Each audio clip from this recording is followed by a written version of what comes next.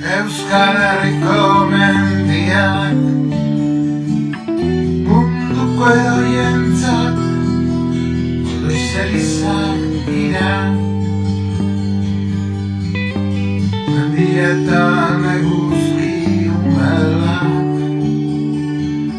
agertzekotan izugarrizko alineak egiten ditu.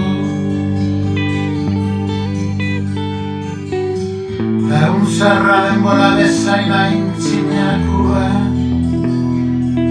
zeru ilunaren azpian bigarren larru baten bian euria